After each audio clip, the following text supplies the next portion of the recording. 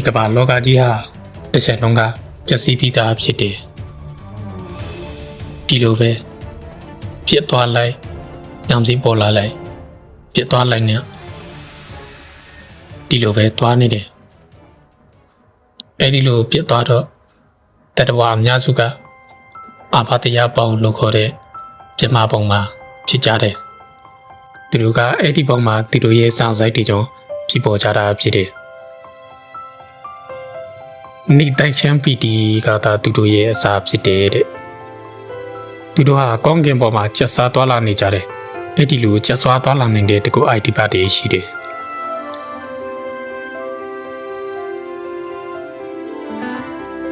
နေတွေလာတွေလည်းမရှိသေးဘူး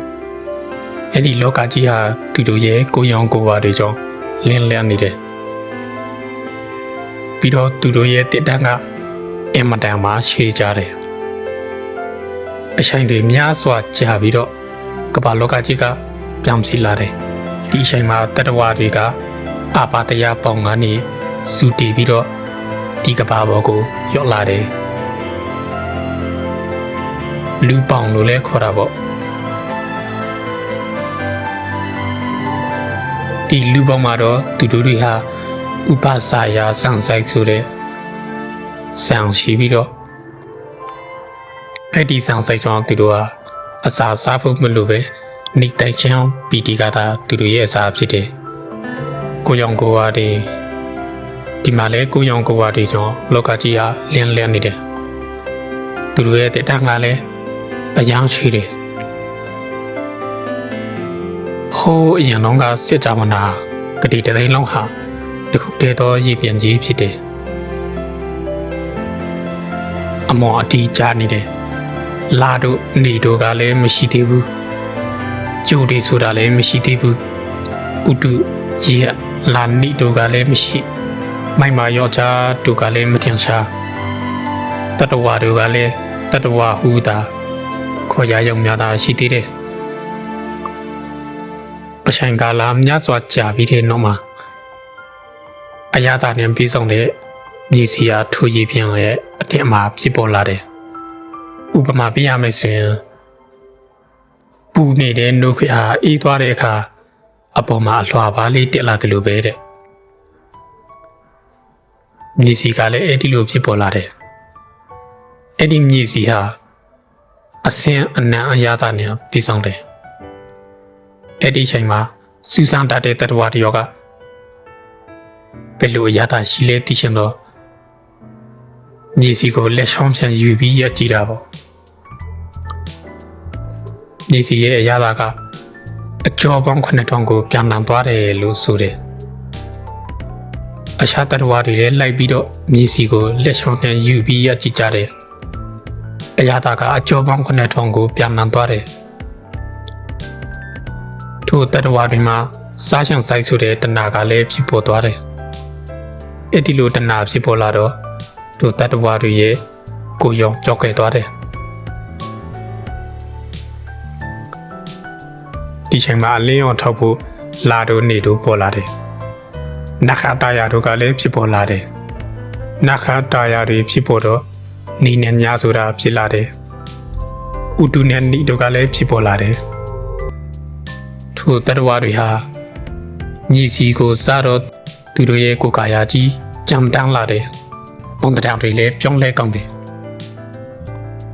တချို့တတဝါတွေကလှလှပါပါဖြစ်ကြတယ်တချို့တတဝါတွေကမလှမပါဖြစ်ကုန်ကြတယ်ဒီအချိန်မှာအစင်းတတောင်လှပါတဲ့တတဝါတွေကငါတို့ဒီဤတတဝါတွေတဲ့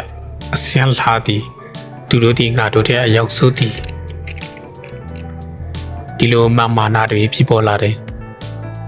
ဒီအချိန်မှာမြေစီတီပြော့ကွယ်သွားတယ်